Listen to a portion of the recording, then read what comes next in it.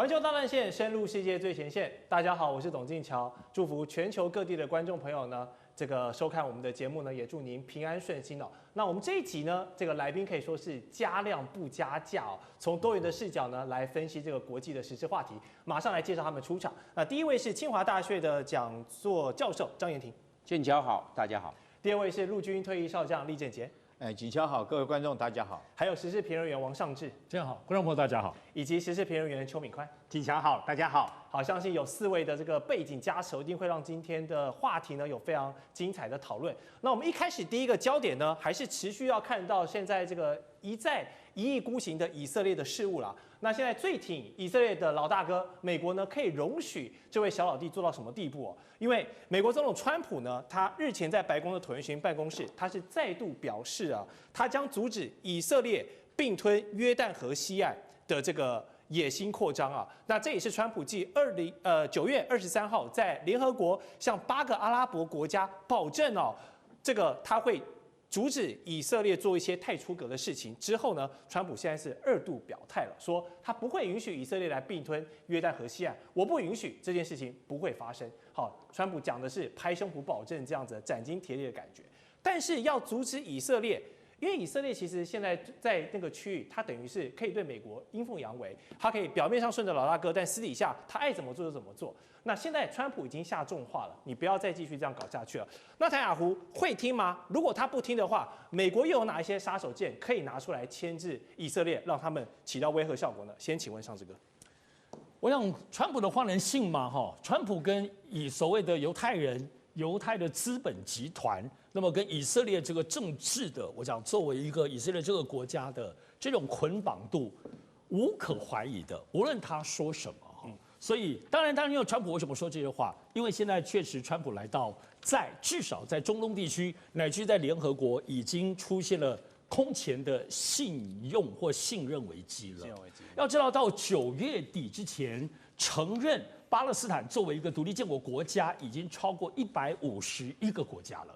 这样子的势力哦，而且这里头包括像英国、加拿大、澳洲这些，跟美国过去都是麻吉的这些兄弟的，在各方面印太政策当中走在一起的这些，现在都支持巴勒斯坦，而且都承认巴勒斯坦是个国家了。我想，我们就长久以来，如果是老一辈的观众朋友都知道，巴勒斯坦要希望能够建国，其实历经了几十年都很困难，反而是这次以色列为了打哈马斯，先说打哈马斯，到最后真的就基本上就把整个加沙地带的部分已经完全要并吞了。对，而且要知道，不只是这种在战争上的东西，现在惹恼大家为什么会力挺巴勒斯坦的最重要的原因，单在联合国已经出现了好几次谴责以色列的不人道杀害，乃至现在最强烈的叫做种族灭绝。通过了这个谴责的法案，那么这样子的对以色列的国际间的厌恶、国际间的憎恨的程度，因为你做种族灭绝，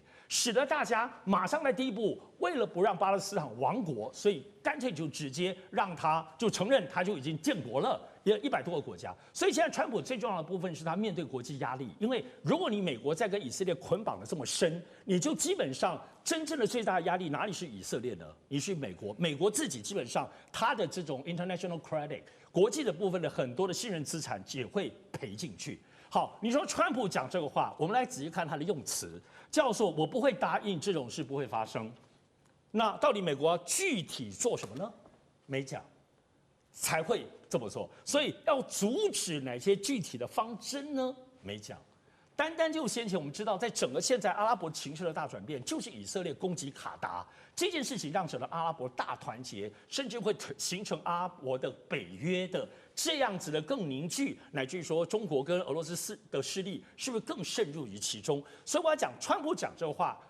真不真心不知道，但是至少在面对这样子的国际压力，乃至于英国、加拿大、澳洲等等的这些兄弟国家，在中东的情势上跟美国剥离出来，那这个部分其实对美国有很大的压力。所以我认为川普是这样的，无论如何要丢出这个话来，让现在美国承受的压力，然后至少仿佛在里头。不能够跟以色列拆伙，但至少当个公道伯吧。是好，所以这个是看起来川普这方面有战略的。可是这个部分我们刚才讲，他说的话都是空有其中，没有具体说他要怎么做。是。这确实哦，这一次以色列对加萨的打击真的是有点太过头了，以致国际都看不下去。那么以色列政府的扩张行径呢，也确确实实在发生的。我们来看到一个数据，截至2024年底呢，他们已经在约旦河西岸设立了141个屯垦区了。那么纳坦雅胡总理呢，他在推动的这个1万计划呢，就是打算在耶路撒冷以东的第一块土地要圈出一个12平方公里，建造3400个住宅单位哦。那根据以色列这个极右翼的财政部长史莫特里奇，他这个月展示的一张图，显示了他们最新划定的新边界地图哦，可以看到这块这个区域里面啊，以色列只打算让巴勒斯坦自治政府管理约旦河西岸仅6座城市而已啊。那先前其实就有传出很多传闻说，美国跟以色列要联手啊，在加萨大搞房地产这件事情，其实之前就已经有传闻了。所以川普对以色列这个禁令，就像刚刚上次哥提到的，我要阻止你，但我没有拿出说什么我要阻止你啊，就我没有拿出真的东西啊，大家也不知道你到底要用什么来阻止。所以美国政府说的话到底是玩真还玩假的？林宽哥，目前我在观察是美国的做法必须要去对全世界有一个交代，但现在最大的一个麻烦是，纳坦雅胡之前他在针对着整个加萨走廊的过程当中，他是师出有名。什么叫师出有名？我哈马斯今天先攻击了以色列，同时虏获了2400名的一个人质，但后面其实刚才上次哥有拖得非常非常清楚了。后面以色列的一个反击的过程当中，这个叫做 overreaction， 已经出现了过激的行为，而这个过激的行为让全世界一开始是回教的国家，后面包括了欧美等等的加拿大的、英国啦、德国等等，通通都站出来了，这个我们就不再赘述。但就现在来说，如果纳坦雅胡这个时候要去吞了整个所谓的约旦河以西，合理性在哪边？对，我们先把那个结构先拿出来。2次世界大战之后，根据联合国的一个公约，约旦河以西这个地区分成2个国家，一个叫做犹太人的国家，一个叫做阿拉伯人的国家。但阿拉伯人的国家中间被切成2块，一块就在约旦河以西，另外一块在加萨走廊。后来这2边同时实施民主政治之后，2边的民主脱钩了，因为在约旦河以西是一个政府，加萨是另外一个政府。但就现在来说，如果川普放任着以色列来到这个地方，对于整个约旦河以西为所欲为，这个很麻烦。为什么呢？川普目前其实拿着这个所谓的国际大旗，过去美国是世界警察，他拿着美国大旗是义不容辞的。但川普的立我主义之后，其实从过去以来，这个角色已经慢慢倾斜了。所以我简单的说，目前全世界有100多个国家都已经要赞成巴勒斯坦建国。那建国完之后，其实这个建的国家是很虚弱的，包括了经济，包括了很多的结构是很虚弱的。那为什么大家还是要希望这么做呢？他们希望这个地方不要再乱了。但就以色列来说，以色列这个地方如果还要出手动脚的过程当中，上一次他被打，他有他的一个正当性的一个理由。这次如果贸然出兵的话，他就是跟全世界、跟联合国为敌。真的以色列敢这么做吗？那川普来到这个地方，敢犯全世界之大不讳？我认为这个地方我持怀疑的态度，双方会一直喊下去，真的出兵，我认为几率目前没那么高。是，好，我们看到这个犹太族群这一块应许之地哦，真的是一刻都不得消停，这个纷争还在持续。那么以色列的南部城市埃拉特在24号呢，又遭受攻击了，谁打的？也门的叛军派了2架的无人机袭击哦，也造成20人受伤。而且让大家拿出来讨论的是，2架无人机不袭击，但是这一次的攻击竟然可以破了以色列一向以来自豪的箭式铁穹，加上大卫投石索，我们说这个层层构建上来的先进飞弹防空系统。那么这个我们说坏掉的钟啊，一天也会准2次啊。那究竟这是也门叛军误打误撞，刚好瞎猫碰上死耗子，我就刚好渗透进去，可以打进去，已经破解了？还是说以色列这个自豪的防空体系真的从某个情况出现了破口，被敌对势力掌握到你的一些 bug 出现了呢？我们请这个空军专业的张教授来帮我们观众朋友解析一下。我认为这是以色列的搜索雷达可能没有发现这个也门胡塞组织所发射的无人机哦。那你既然没有造成目标获得，那以色列的箭式防空系统大卫投石索也好，包含最后终端末端的我们讲到的铁穹系统，就没办法发生作用，我们更没有看到目标啊。我判断有一个地方可能状况发生，可能以色列可能不知道，就是也门的胡塞组织所发射的无人机上面表层可能喷了石墨烯，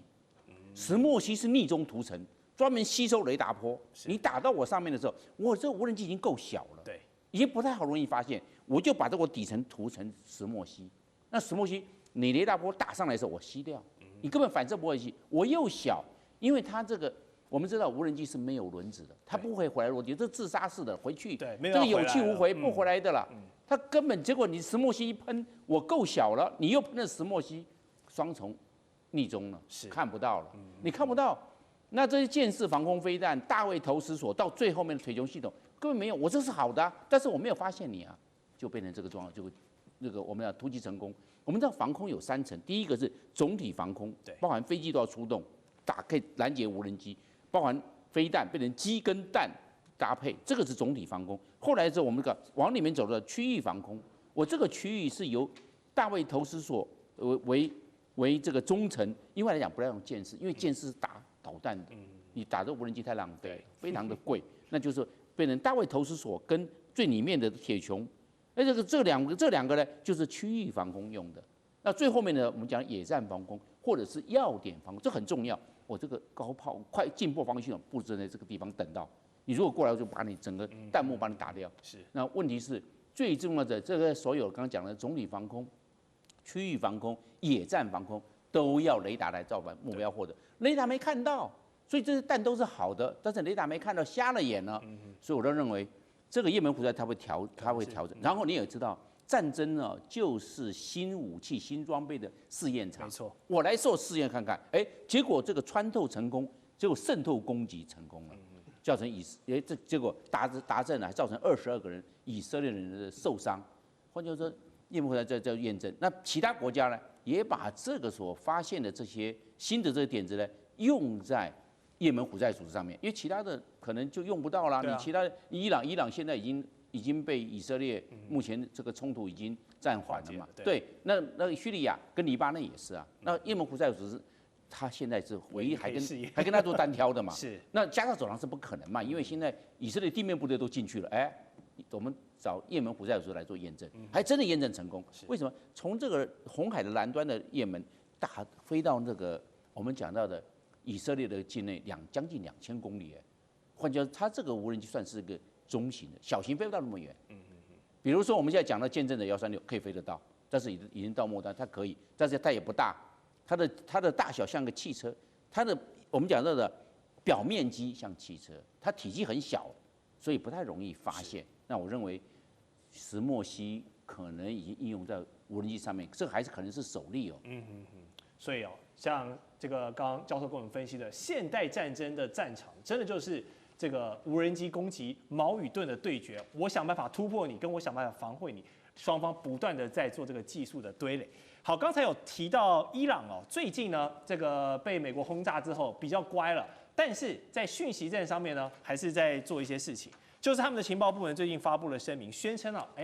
他们捕获了。成功获取了以色列核子计划有大量的机密文件那么伊朗的情报部长伊斯梅尔他就亲自对外公布说，他涉及取得了以色列这个核心的军事设施迪莫纳核反应炉的详细资料，并且他还有一份参与核武研发的科学家名单那过去呢，我们看到是美国跟以色列一起打压伊朗，你不要给我想妄制造这个核武你这个浓缩铀。一有什么风吹草动，我就派 B2 去轰炸你的这个核设施。结果现在好了，反而是伊朗来指控以色列说，你不要密谋核武，我都有掌握你这些证据。但是伊朗这个说法有多少可信度啊？感觉怎么有一点做贼喊抓贼，还真的有些端倪吗？将军你怎么看？我觉得这个可信度不高了。不高哈。那因为我们从他这个伊朗的情报部长这个伊斯梅尔他讲的话里面，我们去分析，他说他获得这个情报。主要有3个来源。第一个，他说我用金钱，这个有人要报仇，我拿金钱去买的可见有人为了钱出卖。那如果说是以色列来讲的话，我相信能够参与他们的核子武器来讲的话，都经过严格的忠贞考核，尤其以犹太人的个性，你不太容易用金钱可以收买得到，而且这都是尖端的科学家嘛。试问一下他如果说一个月，比如说一个人的月薪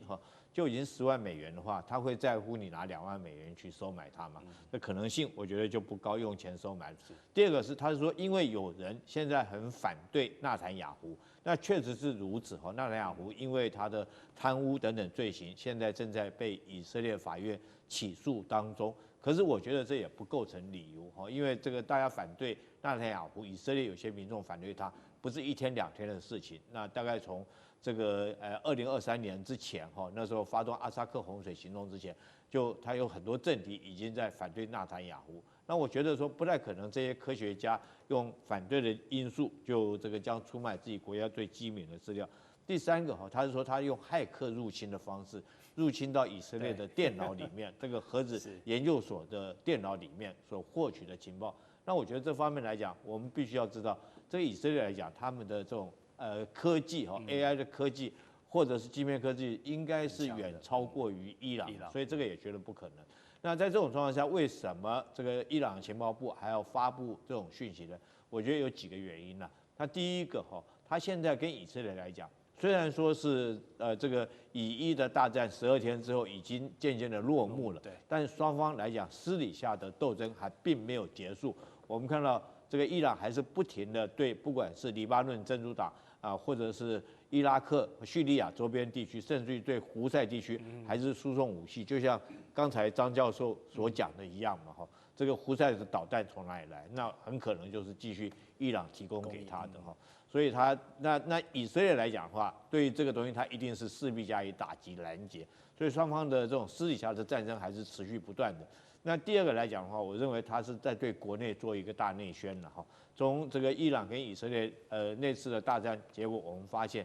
其实伊朗受伤还是蛮重的，国内很多的地方还是遭受以色列的空袭，它天空之中可以说是毫无任何一个制空作战的能力。然后任凭以色列飞机在这边这个如入无人之境，所以为了挽回，让民众挽回一点面子，他特别借这个理由说出来。那第三个，我觉得也是制造国际的舆论哈，因为来讲的话，大家都指责你伊朗有核设施，那以色列有核武器，我想说是已经是国际之间公开的机密。那虽然说以色列并没有承认，可是我们认为以色列应该是有可能有核子武器。那在这种状况之下，伊朗是不是想借着以色列纳坦雅胡现在正在全世界所有的联合国在大会期间哈，谴责他在加沙地区所做的这种种族灭绝的行动，利用这次机会啊，这个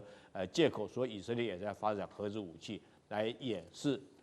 自己本身有核子武器正在发展的可能性比较高。所以我基于不管是对国内的大卫宣啊，对国外的哈，甚至于说是他现在跟以色列还在交战当中的这种状况，所以我觉得情报部长放出这个讯息。可是现在重点就是说，你既然有这个讯息，你应该有拿出相关的一些佐证资料嘛。我们看到他没有任何一点的佐证资料数据出来，那光凭嘴巴讲，我觉得这东西不能够让世界上面很多国家能够信服的。地缘政治、